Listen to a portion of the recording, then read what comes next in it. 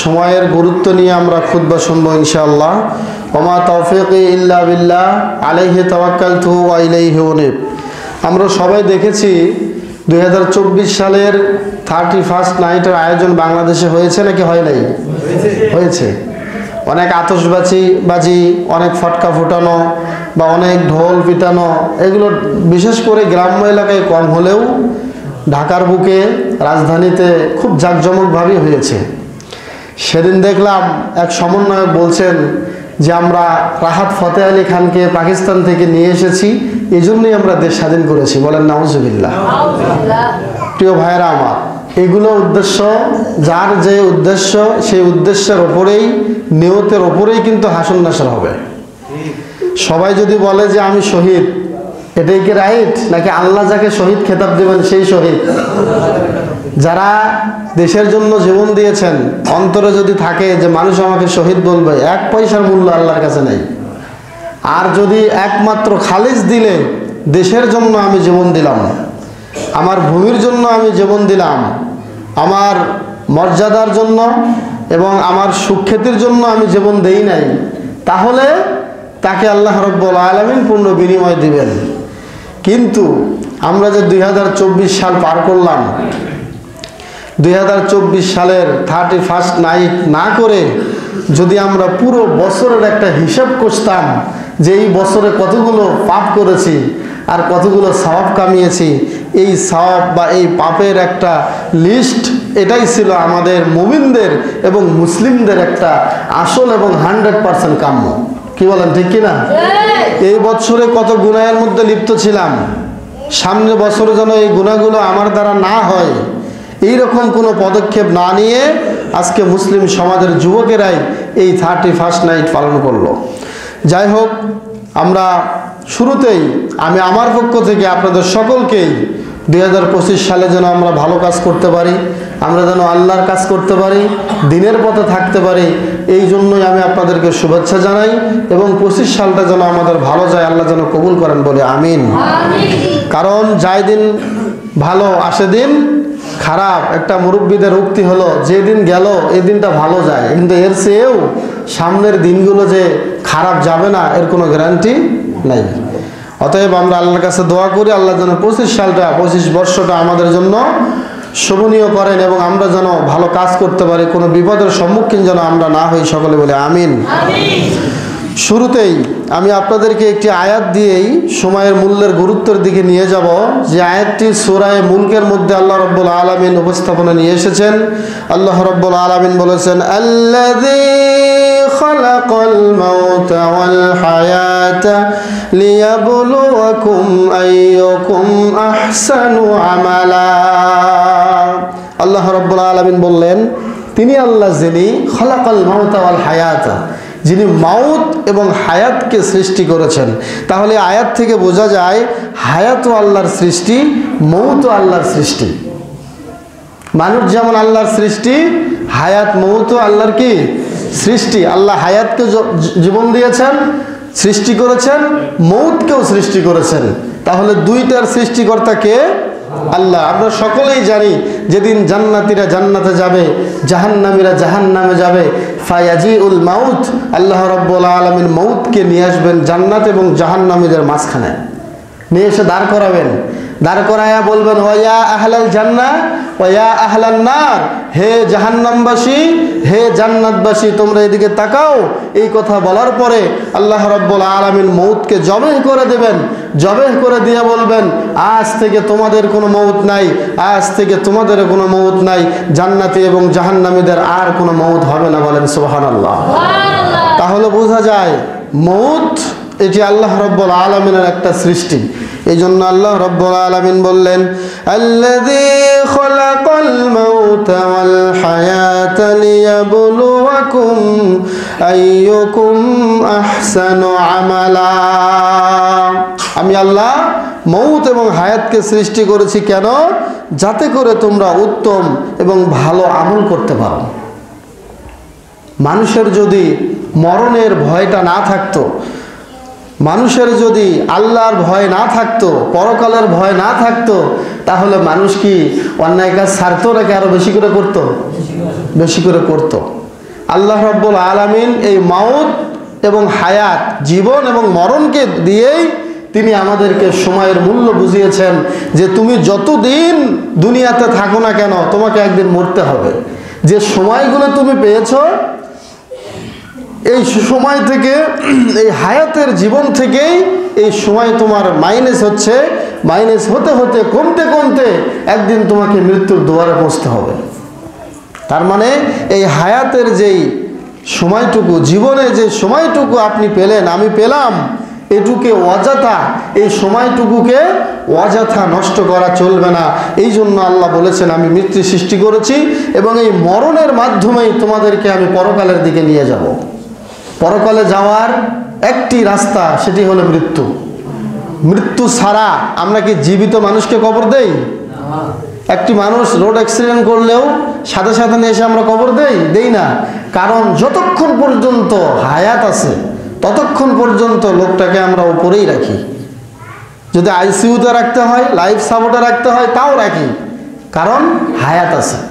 আর এই মৌতটাই হলো পরকালে যাওয়ার প্রথম স্টেপ, প্রথম ধাপ। এই ধাপ দিয়েই পরকালের পথ যাত্রা শুরু হয়। সম্মানিতা মা ও বোনেরা আমার, আপনারা ভালো করে বুঝবেন, তাহলে আল্লাহ মৌতকে সৃষ্টি করেছেন কেন? সময়ের গুরুত্ব বোঝানোর জন্য।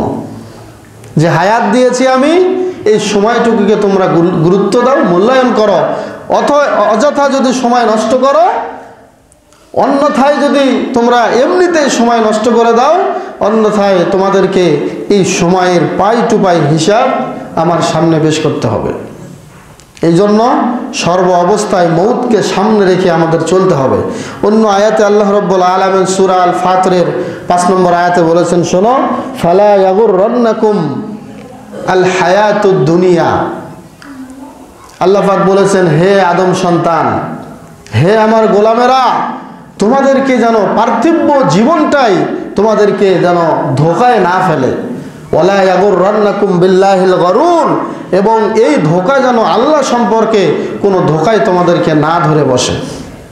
এমন ধোকা দুনিয়াতে ধোকা দিল, এমনকি আল্লাহ সম্পর্কেও যেন তোমাদেরকে কোনো ধোকায় ফেলতে না পারে। এই দুনিয়াটা, এর থেকে তোমাদেরকে সাবধান থাকতে হবে। কে বলেছেন? আল্লাহ। আল্লাহ বলেছেন আমি মানুষকে সৃষ্টি করে তাদেরকে দুনিয়াতে ছেড়ে দিয়েছি, তাদেরকে কুফরি রাস্তা দেখিয়েছি, সঠিক রাস্তা দেখিয়েছি, ইম্মা শাকিরা ওয়া ইম্মা কাফুরা। যারা ইচ্ছা করবে সঠিক পথে থাকবে, যারা ইচ্ছা করবে কুফরির পথে থাকবে। এই মেধা, এই আকল আল্লাহ আমাদেরকে দিয়েই দুনিয়াতে পাঠিয়েছেন। সুবহানাল্লাহ। এরপরে আল্লাহ রাব্বুল আলামিন যে আমাদেরকে সময় দিলেন, আল্লাহ বললেন দুনিয়ার জীবন যেন তোমাদেরকে ধোকায় না ফেলে এবং আল্লাহ সম্পর্কে কোনো ধোকা যেন তোমাদেরকে গ্রাস করতে না পারে। এই জন্য তোমাদেরকে অনেক সজাগ থাকতে হবে। এইভাবে আল্লাহ প্রথমে আমাদেরকেই নসিহত করলেন, ওসিয়ত করলেন। যারা সময় নষ্ট করে তাদের ব্যাপারে ইমাম ইবনুল কাইয়ুম আল জাওজিয়া তিনি বলেছেন যে ইদাআতুল ওয়াক্তি হিয়া আশাদ্দু মিনাল মাউত।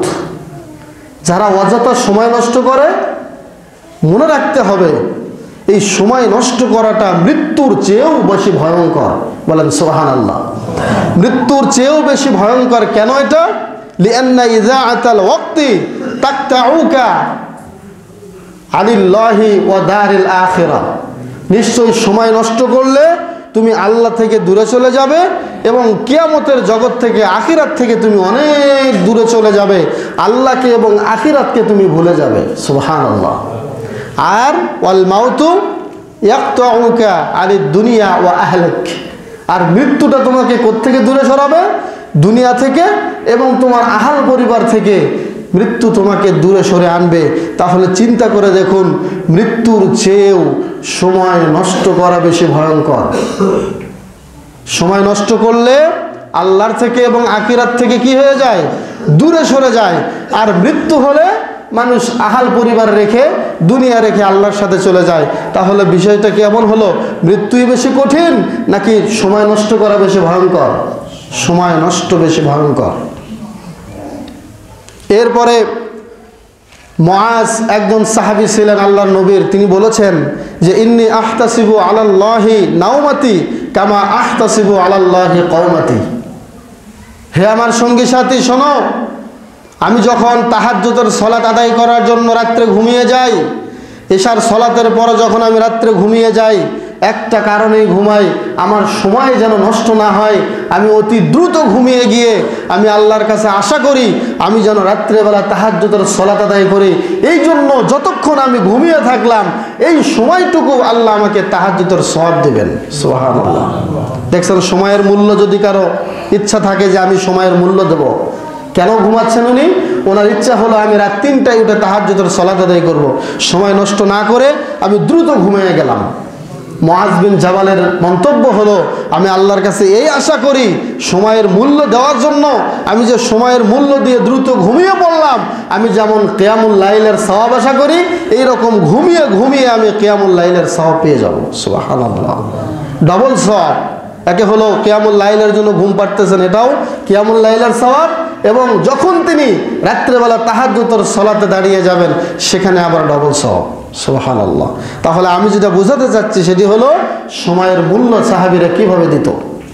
এরপরে আল্লাহ রাব্বুল আলামিন কোরআনুল কারীমের মধ্যে ঘোষণা করেছেন সূরা আল ইনশিরার মধ্যে, ফাইদা ফারাগতা ফানসাব ওয়া ইলা রাব্বিকা ফারগাব। হে নবী, যখনই তুমি অবসর হবে তখনই ফানসাব, তার মানে রবের সান্নিধ্যে চলে যাও, নিজেকে সাধনে লিপ্ত করে দাও। ফাইদা ফারাগতা ফানসাব ওয়া ইলা রাব্বিকা ফারগাব, এবং তোমার রবের দিকে তুমি ধাবিত হও। আর এখন আল্লাহ রাব্বুল আলামিন আমাদেরকে বললেন অবসর হলে তোমরা রবের পানে চলে যাও, রবের সান্নিধ্যে চলে যাও। আর এখন আমরা অবসর পেলে কি করি বলেন তো? অবসর পেলে যুবক ভাইদের হাতে থাকে মোবাইল, যে মোবাইল দিয়ে ঘন্টার পর ঘন্টা গেমস খেলে। এবং কিছু কিছু বয়স্ক লোক আছে, যুবক ভাইয়েরা আছে, ভালো মানুষ আছে, তারাও পর্যন্ত অযথা সময় নষ্ট করে যাচ্ছে। অথচ আল্লাহ রাব্বুল আলামিন বলেছেন যখন তুমি অবসর হবে তখন তুমি সাধনায় লিপ্ত হয়ে যাও এবং আল্লাহ রাব্বুল আলামিনের দিকে ধাবিত হও। আজকে দুঃখজনক হলেও সত্য, একটা মোবাইলে আমাদের সময়কে নষ্ট করে দিচ্ছে অহরহ, ঘন্টার পর ঘন্টা আমাদের সময়গুলোকে নষ্ট করে দিচ্ছে, সময়গুলোকে বিনাশ করে দিচ্ছে। এর পেছনে একটি জিনিস দেয়, সেটি হচ্ছে মোবাইল।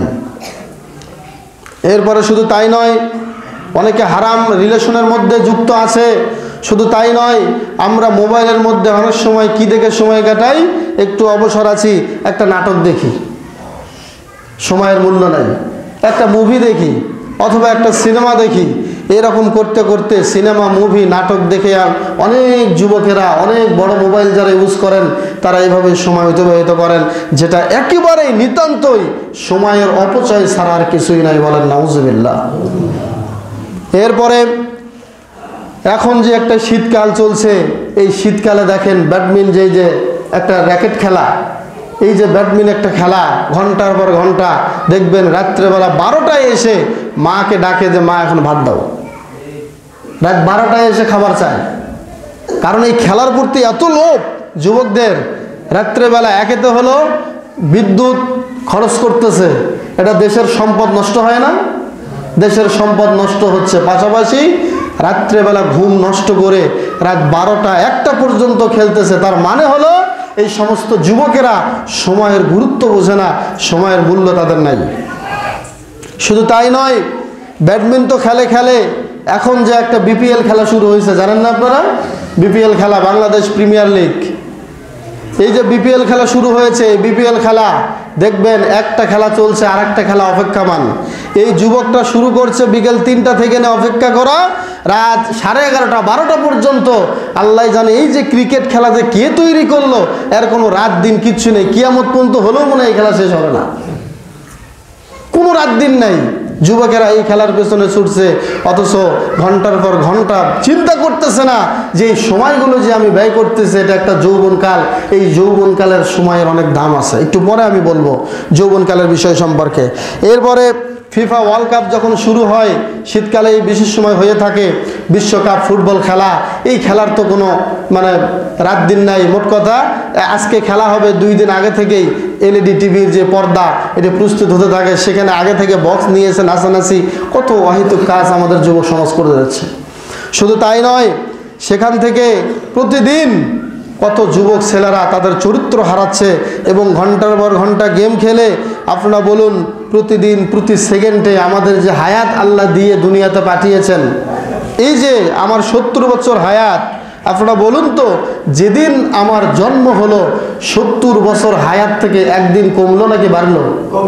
কমলো। দ্বিতীয় দিন গেলে আরো একদিন কমলো। এই যে 2024 সাল গেল, আপনি হয়তোবা 70 বছর বাঁচবেন। এই 24 সাল পার হওয়ার সাথে সাথেই আপনার বয়স পূর্ণ হয়ে গেল 40। আপনি আর বেঁচে থাকবেন কয় বছর? 30 বছর। হয়তোবা আগামী 35 সাল আসলে আপনি আর বেঁচে থাকবেন 20 বছর। হয়তোবা 45 বছর যখন চলে যাবে, 2045 সাল যখন আসবে, তখন আপনি বেঁচে থাকবেন আর 10 বছর। আর এর মাঝে গাড়ি ঘোড়ার অ্যাক্সিডেন্ট তো আসেই, গাড়ির তলে পড়লেই দুনিয়া থেকে বিদায়। তাহলে সময়ের মূল্য আমাদেরকে দেওয়া জানতে হবে, কিভাবে সময়ের মূল্য দিতে হবে। সম্মানিতা মা ও বোনেরা, আপনারা যারা বাড়িতে থাকেন, আপনাদের ছেলেমেয়েরা কোথায় সময় ব্যয় করে, কোথায় সময় দেয়, কার সাথে ঘোরে, কার সাথে খেলাধুলা করে, এগুলো আপনাদেরকেও খেয়াল রাখতে হবে। আজকে যুব সমাজ পাপের দিকে পা বাড়াচ্ছে, কারণ একটাই, অধিকাংশ বাবা মায়ের জন্য 100% দায়ী। কারণ খোঁজ রাখে না ছেলে কোথায় যাচ্ছে, মনে করে ছেলে তো এখন বড় হয়েছে, কোথায় যাবে না যাবে সে তারটা সেই ভালো বোঝে, এত খোঁজ নেওয়ার দরকার নেই। প্রিয় মা বোনেরা, সকলে খেয়াল রাখবেন। এরপরে ওমর রাদিয়াল্লাহু তাআলা আনহু সময়ের মূল্য সম্পর্কে একটা বক্তব্য দিয়েছেন। তিনি বলেছেন, শোনো, ওয়ালাম, তোমরা জেনে রেখো, আন্না লিল্লাহি তাআলা আমালান বিল লাইলি ওয়ালা ইয়াকবালুহা বিন নাহারে ওয়া আমালান বিন নাহারে ওয়ালা ইয়াকবালুহা বিল লাইল। হে আমার সঙ্গী সাথী, শোনো, আল্লাহ রাব্বুল আলামিনের জন্য খাস কিছু আমল আমাদের আছে, যেগুলো দিনের বেলা করতে হয়, এগুলো রাত্রেবেলা আল্লাহ কবুল করেন না। আর কিছু আমল আছে যেগুলো রাত্রেবেলা করতে হয়, এগুলো দিনের বেলা আল্লাহ কবুল করেন না। সুবহানাল্লাহ। তার মানে উনি বোঝাতে চেয়েছেন, রাতের আমল রাতেই করতে হবে, সময়ের মূল্য দিতে হবে, দিনের আমল দিনেই করতে হবে, দিনকেও মূল্যায়ন দিতে হবে। কথার কথা, রাত্রেবেলার একটা আমল আমি আপনাদেরকে বলি। রাত্রের বেলা আমল হলো তাহাজ্জুদের নামাজ। রাত্রেবেলার আমল হলো আপনার ভিতরের সালাত। রাত্রেবেলা আমল হলো আপনি যখন এই সাহারি খাবেন, যখন ফজরের আগে উঠবেন তখন সাহারি খাবেন। এই যে সাহারি খাওয়া, তাহাজ্জুদের সালাত আদায় করা, ভিতরের সালাত আদায় করা, এগুলো কি দিনে পাবেন? পাবেন না। আবার দিনের বেলার আমল দেখেন, দিনের বেলা সকাল থেকে নিয়ে শুরু করে সন্ধ্যা পর্যন্ত সাহারি খেয়ে খাওয়ার পর থেকে নিয়ে সূর্যাস্ত পর্যন্ত সিয়াম পালন করা, এটা কি রাত্রে হয়? হয় না। জোহরের সালাত কি রাতে না দিনে? এবং জোহরের আগের পরে সুন্নত রাতে না দিনে? দিনে। আসরের সালাত দিনে। এরপরে এইভাবে যত রকমের সুন্নত নামাজগুলো আছে, চাস্তের সালাত দিনে হয়, ইশরাকের সালাত দিনে হয়। এরপরে বিভিন্ন রকমের আমল আছে, অর্থাৎ যে আমলই দিনের বেলায় সুযোগ আছে, এটাকে দিনের বেলায় মূল্যায়ন করতে না পারলে এই আমলগুলো আল্লাহ রাত্রেবেলা কবুল করবেন না। আবার রাতের যে আমলগুলো আছে, এগুলো আল্লাহ দিনের বেলায় কবুল করবেন না। তার মানে ওমর বিন খাত্তাব তিনি বোঝাতে চেয়েছেন যে, হে আমার সঙ্গী সাথী, হে মুসলিম উম্মাহ, তোমরা সময়ের মূল্য দাও, সময় যেন কোনোভাবেই নষ্ট না হয়, এর জবাবদিহি তোমাদেরকে একদিন করা হবে। এরপরে আল্লাহ রাব্বুল আলামিন হাদিসে কুদসির মধ্যে বলেছেন, ক্বাল আল্লাহু তাআলা, আল্লাহ রাব্বুল আলামিন বলেছেন, ইয়া ইবনা আদম, হে আদম সন্তান, তাফাররাগ লি ইবাদাতি, তুমি আমার ইবাদতের জন্য অবসর সময় বের করে নাও। আমার ইবাদতের জন্য, আমার ইবাদত গুজার হওয়ার জন্য সময় বের করে নাও। যদি আমার জন্য সময় বের করতে পারো, আমার জন্য যদি ইবাদত করতে পারো, হে আমার গোলাম, আমি বলে দিলাম, আমলাউ সাদরাকা গিনা, তোমার অন্তরটা আমি ধনাঢ্যতায় পূর্ণ করে দেব, তোমাকে ফকির রাখবো না, তোমাকে সমাজের মধ্যে আমি ধনী বলে বিবেচিত করব। সুবহানাল্লাহ। এরপরে আল্লাহ আরো বলেছেন, ওয়াসুদ্দা ফাকরাক, তোমার দারিদ্রতা আমি বিমোচন করে দেব, তোমার দারিদ্রতা দূর করে দেব। এখানে আল্লাহ সময়ের মূল্য দেওয়ার জন্য আমাদেরকে কঠিন একটা বার্তা দিলেন, সেটি হলো, হে আদম সন্তান, আমার ইবাদতের জন্য তোমরা সময়টা কাজে লাগাও। যখনই অবসর পেলে, যখনই সুযোগ পেলে, অবসর সময় পেলেই আমার ইবাদতে মগ্ন হয়ে যাও। যদি আমার ইবাদতে তোমরা মগ্ন হতে পারো, তাহলে জেনে রেখো তোমার অন্তরটা আমি বড় করে দেব, তোমার কোনো দরিদ্র রাখবো না, কোনো অভাব অনটনের মধ্যে আমি তোমাকে রাখবো না। সুবহানাল্লাহ। আমরা যখন বিপদে পড়ি তখন মানুষকে গিয়ে বলি, ভাই বিপদে পড়েছি, 10,000 টাকা আমাকে হাওলাত দিন বা ধার দিন। কিন্তু আল্লাহ রাব্বুল আলামিন বলেছেন, হে আদম সন্তান, তোমার যদি পায়ের এক জোড়া জুতার ফিতাও ছিঁড়ে যায়, সেটাও তুমি আমার কাছে চাও। আমি আল্লাহ রাব্বুল আলামিন আরশে আজিম থেকে তোমার জুতার এক জোড়া ফিতার পর্যন্ত ব্যবস্থা করে দেওয়ার ক্ষমতা আমি আল্লাহর আছে। সুবহানাল্লাহ। অতএব আল্লাহ রাব্বুল আলামিনের জন্য ইবাদত করার জন্য সময় বের করতে হবে। এরপরে আল্লাহ পাক আরো বলেছেন, ওয়া ইল্লাম তাফআল, যদি তা না করো, সময় পেয়েছো, গিয়েছো কক্সবাজার ঘুরতে, সময় পেয়েছো অযথা তোমার প্রাইভেট কার নিয়ে তুমি এমনিতেই বাতাস খাওয়ার জন্য বিভিন্ন নদীর পাড়ে গিয়ে দাঁড়িয়ে আছো, কোনো দরকার ছিল না। এই সময়টা ছিল তোমার সুযোগ, তুমি ইবাদত না করে তুমি বিভিন্ন বিনোদনে ব্যস্ত হয়ে গিয়েছ, আমার ইবাদতের জন্য তোমার সময় বের হলো না। তখন মনে রেখো, মালাতু সাদরাকা শুগলান, তোমার দেহটাকে, তোমার অন্তরটাকে আমি ব্যস্ততায় পূর্ণ করে রাখবো। ব্যস্ততা শেষ হবে না। আপনারা বলুন, মানুষের ব্যস্ততা দিনে দিনে বাড়ে না কমে? বাড়ে। কেন বাড়ে? আল্লাহর জন্য সময় আমাদের বের হয় না। ব্যস্ততা দিয়ে আমি তোকে ব্যস্ত করে রাখবো, এটা আল্লাহর গজব।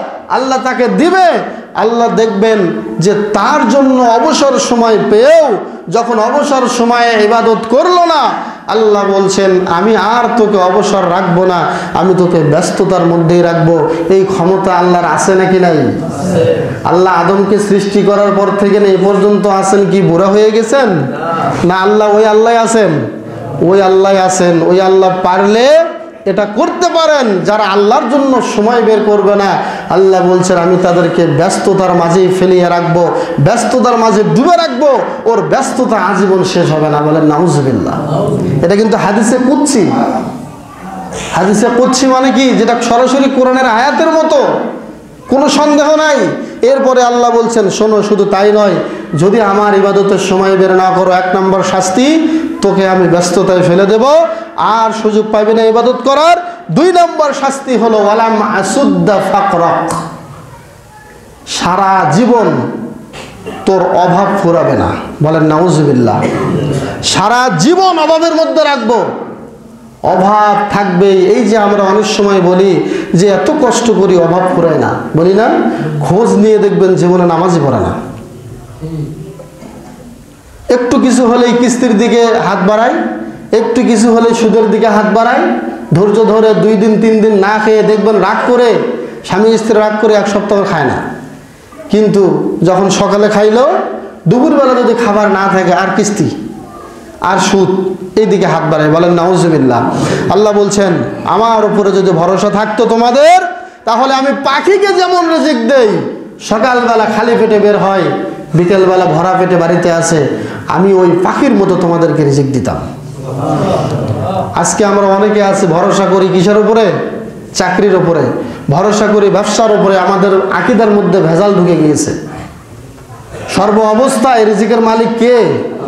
আল্লাহ। এটাকে বিশ্বাস রাখতে হবে। আপনি চাকরি করেও রিজিক খেতে পারবেন না যদি আল্লাহ আপনাকে খাইতে না দেয়।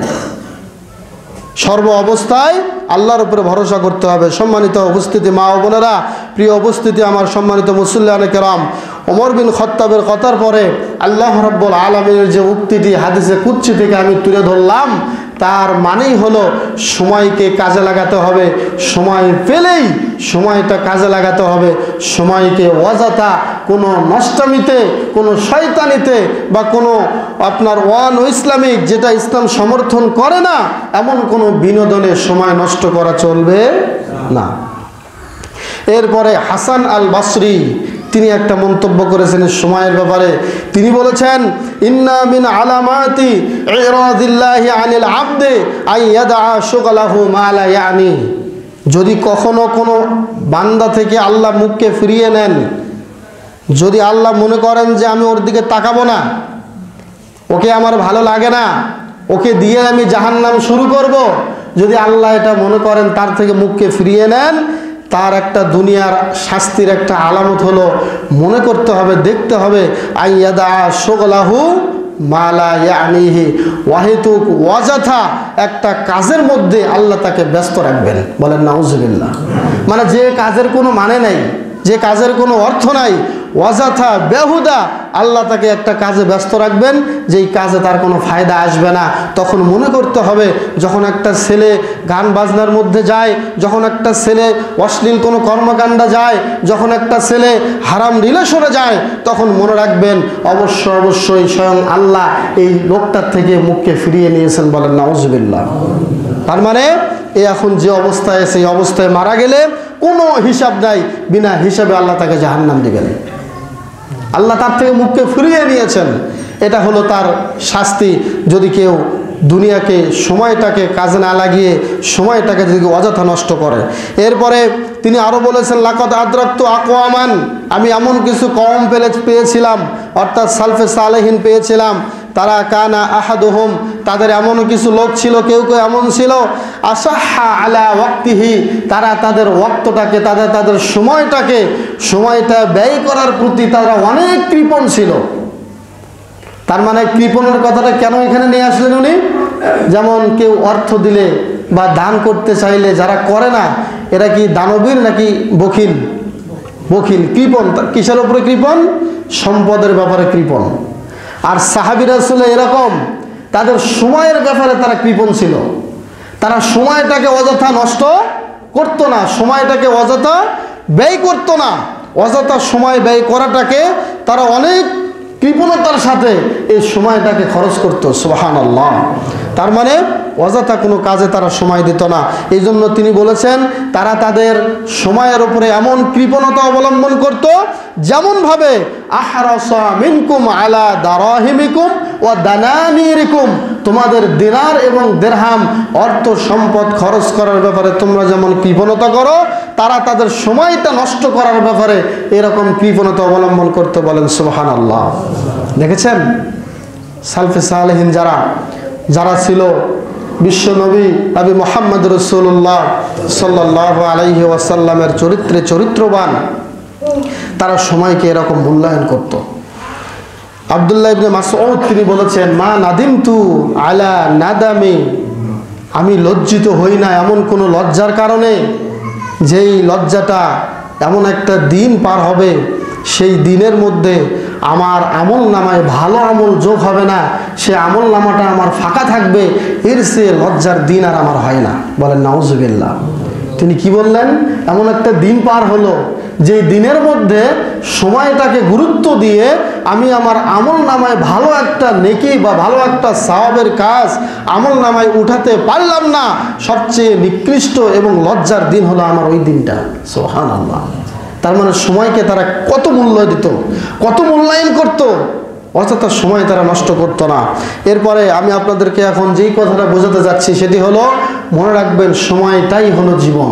সময়টা কি বলেন? জীবন। সময়টাই জীবন।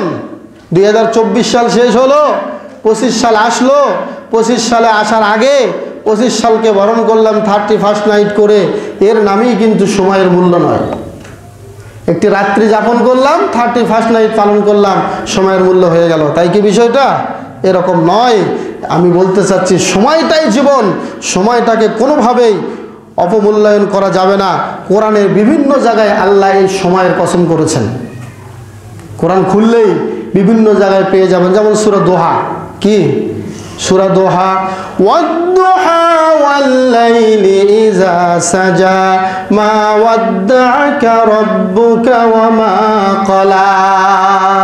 এখানে আল্লাহ দোহার কসম করেছেন। দোহা মানে হলো সকাল, চাঁদের কসম করেছেন। এই সময়ের কসম আল্লাহ করেছেন, ওই সময়টা হলো চাঁদের সময়।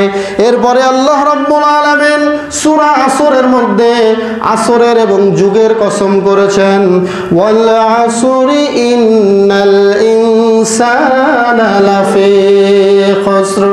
আল্লাহ রাব্বুল আলামিন আসরের কসম করেছেন। অন্য জায়গায় আল্লাহ রাব্বুল আলামিন প্রভাতের কসম করেছেন, ওয়াস-সুবহি ইযা তানাফফাস। আল্লাহ বলেছেন সুবহের কসম, প্রভাতের কসম যখন তা সকাল হয়ে যায়। অন্য জায়গায় আল্লাহ রাত্রের কসম করেছেন, ওয়াল-লাইলি ইযা ইয়াগশা। ওই রাতের কসম, রাত্রি যখন আচ্ছাদন হয়ে যায়। অন্য জায়গায় আল্লাহ দিনের কসম করেছেন, ওয়ান-নাহারি ইযা তাজাল্লা। দিনের কসম যখন দিনটা আলোকিত হয়। অন্য জায়গায় আল্লাহ রাব্বুল আলামিন এইভাবে বিভিন্ন জায়গায় সময়ের কসম করেছেন। তার মানে সময় হলো আমাদের জীবনে একটা গুরুত্বপূর্ণ পাঠ, গুরুত্বপূর্ণ একটা বিষয়। সময়ের মূল্য দিবেন তো আপনার জীবনের মূল্যায়ন বাড়বে। সময়কে অপমান করবেন, সময়কে অবমূল্যায়ন করবেন, তার মানে আপনার জীবনটাও অবমূল্যায়ন এবং অপমানে পড়ে যাবে। সময় মূল্যায়ন করলে জীবনের মূল্যায়ন পাবেন, সময়ের মূল্যায়ন নাই, জীবনটা আপনার বৃথা হয়ে যাবে। সময়ের কসম আল্লাহ বিভিন্ন জায়গায় করেছেন। সহিহ তিরমিজির মধ্যে একটা হাদিস এসেছে, 2416 নম্বর হাদিস। বিশ্বনবী বলেছেন, লা তাজুলু কদামা আবদিন ইয়াউমাল কিয়ামাহ হাত্তা ইউসআলা আন খামস। কিয়ামতের দিন কোন আদম সন্তান পাকে লড়াতে পারবে না, একটা কদম পা তুলতে পারবে না, যতক্ষণ পর্যন্ত তাকে 5টি বিষয়ে প্রশ্ন করা না হবে। 5টি বিষয়ের প্রশ্ন এবং 5টি বিষয়ের জবাব না দেওয়া পর্যন্ত তাকে একটা পা তুলতে দেওয়া হবে না। বলেন না সুবহানাল্লাহ, আল্লাহু আকবার। আল্লাহ প্রশ্ন করবেন, হে আদম সন্তান, প্রশ্নগুলোর মধ্যে 5টি প্রশ্নের মধ্যে আমি 2টি উল্লেখ করব। সেই 2টি হলো সময়কে কেন্দ্র করে। কাকে কেন্দ্র করে? সময়কে কেন্দ্র করে। আল্লাহ রাব্বুল আলামিন বলবেন, হে আমার আদম সন্তান, হে আমার গোলাম, বলো আন উমরিহি ফিমা আপনা। তার বয়স সম্পর্কে 70 বছর হায়াত পেয়েছিলে, এই হায়াতটা তুমি কোথায় নষ্ট করেছ? এই বয়সটা কিভাবে নষ্ট করেছ? এই বয়সটা কোথায় তুমি অপব্যবহার করেছ? এর জবাব আজকে আমার সামনে দাও। জবাব না দেওয়া পর্যন্ত একটা পা তোমাকে আজকে তুলতে দেওয়া হবে না। চিন্তা করেন, একটু নিজের দিকে তাকান। জন্মের পর থেকে এ পর্যন্ত কত জায়গায় কত অন্যায় কাজ করেছেন, কত জায়গায় কার সম্পর্কে গীবত করেছেন। 70 বছর হায়াত পেয়েছেন, 90 বছর হায়াত পেয়েছেন। পুরো বছরের সামারি আল্লাহ কিয়ামতের দিন একটা টান দিবেন। কোথায় যাবেন? আফসোস করে বলবো, মা লিহাদাল কিতাব লা ইউগাদিরু সগীরাতাও ওয়ালা কাবীরা।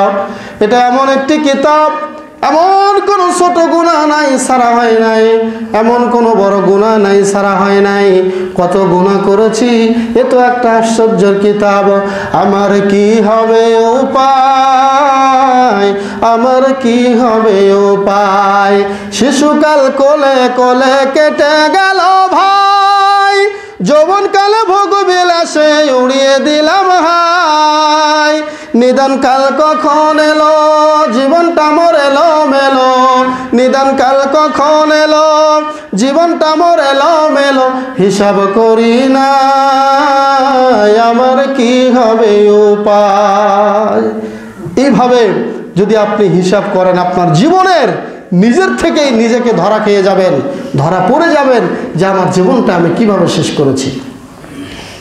এই কথাই বিশ্বনবী বলেছেন যে আদম সন্তানকে কিয়ামতের দিন তার পুরো জীবন সম্পর্কে জিজ্ঞাসা করা হবে। কোথায় সময়টা ব্যয় করেছ? 70 বছর হায়াত কেমনে শেষ করেছ? এরপরে আপনারা বলুন তো, এই 70 বছরের মধ্যে শৈশব আছে কি নাই? কৈশোর আছে, যৌবন আছে, এরপরে মধ্যমা আছে, এরপরে বৃদ্ধাকাল আছে, বৃদ্ধকাল আছে। এই যে 5টি স্টেপ আমরা পার করে মৃত্যুর কোলে ঢলে পড়ি, এই 5টি বয়সের সমন্বয়ে একটা বয়স হলো 80 বছর। সেম কথার কথা। কিন্তু এর মধ্যে পার্সোনালি স্পেশালভাবে পার্সোনালভাবে আল্লাহ পাক আরেকটি বয়সের হিসাব নেবেন, সেটি হলো ওয়ান শাবাবিহি ফিমা আবলাহ। তার যৌবনকাল সম্পর্কে স্পেশাল একটা হিসাব হবে, এই যৌবনকালটা কিভাবে সে নষ্ট করেছে। যৌবনকালের সময় অন্যায় বেশি হয় নাকি কম হয়? বেশি হয়। এই সময়টাকে আল্লাহ আলাদা হিসাব নেবেন, যে এটা তুমি আগে হিসাব দাও, এই সময়টুকু কেমনে তুমি ব্যয় করেছো। প্রশ্ন খাতায় প্রশ্নতে থাকে 8টি প্রশ্ন, সেখান থেকে লেখা থাকে যে 13 নম্বর সহ যে কোনো 8টি প্রশ্ন জবাব দিতে হবে। বলে না অঙ্কে, এই প্রশ্নটা অঙ্কে বেশি থাকে যে 13 নম্বর বা 12 নম্বর প্রশ্ন সহ বাকি 60টি প্রশ্ন জবাব দিতে হবে, মোট 8টি প্রশ্ন। ঠিক তেমনইভাবে পুরো জীবনের হিসাব আল্লাহ নেবেন, এরপরে যৌবনকালের হিসাবটা আল্লাহ আলাদা নেবেন, যে এই জীবনটা সে কেমনে ব্যয় করেছে। এবার আপনারা বলুন, সময়ের মূল্য যদি আমরা দিয়ে যৌবনকাল পার করি তাহলে কি ভয় আছে? ভয় নাই। সময়ের মূল্য দিয়ে যদি সঠিকভাবে যৌবনকাল পার করতে পারি, এক কিঞ্চিত পরিমাণ, এক চুল পরিমাণ ভয়ের কোনো কারণ নাই। আল্লাহ রাব্বুল আলামিন চোখের পলকে আমাদেরকে পার করে দিবেন, বলেন সুবহানাল্লাহ। কিন্তু 60 বছর হায়াত পেয়ে 50 বছর পর্যন্ত একদিনও নামাজের কাতারে আসলাম না, ইসলামের কাজ ঠিক মতো করলাম না, মানুষকে ইসলামের পথে ডাকলাম না, নিজের পরিবারকে জান্নাতের দিকে কাজ করাইলাম না, জাহান্নাম থেকে বাধা দেওয়ার চেষ্টাও করলাম না। মনে রাখবেন, এই 60 বছর হায়াতের মধ্যে আপনার অনেক দায়িত্ব আছে। আছে আপনার পরিবারের দায়িত্ব, আছে আপনার ছোট ছেলেমেয়ের দায়িত্ব, আছে আপনার পিতামাতার হক আদায় করা না করার দায়িত্ব। হাজারো দায়িত্ব দিয়ে আল্লাহ আপনার 70 বছরটাকে সাজিয়েছেন। এই 70 বছরের জিন্দেগিটা কত দায়িত্ব আপনার কাঁধে আছে, এর হিসাব না দেওয়া পর্যন্ত, এই সময়ের মূল্য না দেওয়ার কারণে একটা আদম সন্তান তার একটা পা সামনে আগাতে পারবে না। অন্য হাদিসের মধ্যে এসেছে, বিশ্বনবী বলেছেন, নি'মাতান মাগবুনুন ফীহিমা কাসীরুম মিনান নাস আস-সিহহাতু ওয়াল ফারাগ। দুইটি নিয়ামত মানুষ পেয়ে সেটা অন্যায়ভাবে নষ্ট করে ফেলে। এক নাম্বার নিয়ামত হচ্ছে সুস্থতা। সুস্থ থাকলে মসজিদে আসে না, অসুখ হলেই বলে হুজুর একটু দোয়া কইরেন। বলে কি বলে না? সুস্থ থাকলে হুজুরের সাথে কোনো দেখা নাই, মসজিদের সাথে কোনো সম্পর্ক নাই, লাফালাফি করে নাচানাচি করে দিনরাত কাটিয়ে দেয়। কিন্তু অসুস্থ হলেই মসজিদের দিকে চলে আসতে মন চায়। বিশ্বনবী বলেছেন, সুস্থতার মানুষে অপব্যবহার করে, সুস্থ থাকলে সুস্থতার মূল্যায়ন করে না। 2 নাম্বার হলো ওয়াল ফারাগ, অবসর আছে, অবসর পেয়ে সময়টাকে কাজে লাগায় না, অবসর পেয়ে সময়টাকে নষ্ট করে ফেলে। এই 2টি নিয়ামত মানুষ মূল্যায়ন করতে জানে না। আল্লাহ নবী বলেছেন। অন্য হাদিসের মধ্যে এসেছে, 7 শ্রেণীর ব্যক্তিকে আল্লাহ হাসরের দিনে, যেদিন তার আরশের ছায়া ছাড়া কোনো ছায়া থাকবে না, ওই আরশের ছায়ার নিচে স্পেশাল ছায়া, স্পেশাল সিকিউরিটি দিয়ে আল্লাহ তাকে ছায়া দিবেন। ওই ব্যক্তি হলো সেই ব্যক্তি, ওয়াশাবুন নাশাআ ফি ইবাদাতিল্লাহ, যে যুবক আল্লাহর ইবাদতের মধ্যে জীবনটা কাটিয়ে দেয়। সময়ের মূল্য যারা বোঝে, সময়ের কদর যারা করতে জানে, অযথা নষ্টমিল করে না, কোনো ভণ্ডা বা কোনো বাজে ফটকা ছেলেবেলেদের সাথে চলাফেরা করে না, সর্ব অবস্থায় আল্লাহ রাব্বুল আলামিনকে ভয় করে। এই জন্য আলী রাদিয়াল্লাহু তাআলা আনহু একটা কথা বলে গিয়েছেন, হে আমার সঙ্গী সাথী, আমার দুনিয়ার যত সম্পত্তি আছে সব সম্পত্তি দিয়ে হলেও যদি আল্লাহর কাছ থেকে আমি যৌবনকালটা একটু ফিরিয়ে নিয়ে আসতে পারতাম, আল্লাহ যদি আমাকে যৌবনকালটা ফিরিয়ে দিত, দুনিয়ার সব সম্পত্তি আমি আল্লাহকে দিয়ে দিতাম। কিন্তু ও আমার সঙ্গী সাথী, যেটা পূরন্ত হবার নয়, যেটা আর কোনোদিন পাবো না, ওই যৌবনকাল এখন আমার নাই। ওই যৌবনকাল সম্পর্কে অনেক আফসোস হয়। যদি যৌবনকালটা ফিরে পেতাম আমি আরো অনেক খুশি হয়ে যাইতাম। সুবহানাল্লাহ। কিন্তু যৌবনকাল কি আর ফিরে আসবে? লাইতা শাবাবা ইয়াউদু, আরবি গ্রামারের একটা কায়দা আছে, এমন কিছু আকাঙ্ক্ষা আছে যেগুলো পূরণ হবার নয়। তার মধ্যে এটা একটা, যে মানুষ মনে করে যে যৌবনকাল যদি ফিরে আসতো, আমার ভাইয়েরা, তাহলে আলী রাদিয়াল্লাহু তাআলা আনহু কত কঠিন একটা কথা বলেছেন, যৌবনকালটা যদি আমি ফিরে পেতাম, প্রয়োজনে সব সম্পত্তি আমি দিয়ে দিতাম, কিন্তু এটা সম্ভব নয়। অন্য হাদিসে আব্দুল্লাহ ইবনে আব্বাস থেকে বর্ণিত, তিনি বলেন বিশ্বনবী বলেছেন, তোমরা 5টি জিনিস আসার আগে 5টি জিনিসকে গনিমত মনে করো। কি মনে করো? গনিমত। গনিমত মানে বোঝেন, যা পাইছেন হাতে তার সাথে সাথে বুঝে নেওয়া। গনিমতের মাল যেমন যুদ্ধে সাহাবীরা আল্লাহ রাসূল যুদ্ধ করেছেন, গনিমতের মাল যা পেয়েছেন সবার মাঝে সমান বন্টন করে দিয়েছেন। এতে কোনো টাকাও দিতে হয় না, কোনো অর্থও দিতে হয় না, অর্থাৎ বিনা অর্থে বিনা পরিশ্রমে কোনো কিছুর বিনিময়ে নয়, যুদ্ধ করেছেন তাই আপনি গনিমতের মাল পেয়ে যাচ্ছেন, এটাকে বলা হয় গনিমত। এই গনিমত মনে করো তোমরা 5টি জিনিস আসার আগে 5টি জিনিসকে। 1 নম্বরে বিশ্বনবী বলেছেন, শোনো, শাবাবাকা ক্বাবলা হারামিক, তোমার বার্ধক্য আসার আগে তোমার যৌবনটাকে তুমি গনিমত মনে করো। এখন যুবক আছে তো, বুড়া হইলে বুঝবে যে যৌবনকালের এই যুবক সময়টা কত মূল্যবান ছিল। কি বলেন, ঠিক কিনা? যারা আজকে বৃদ্ধ হয়েছেন তাদেরকে একটু প্রশ্ন করে দেখো যুবক ভাইয়েরা, যারা এখন এই বয়সে, যারা যুবক থেকে যারা বৃদ্ধ এবং বৃদ্ধা হয়ে গিয়েছে, তাদেরকে বলে দেখো এই যৌবনকালটা তারা কিভাবে মিস করে। কি বলেন, ঠিক কিনা?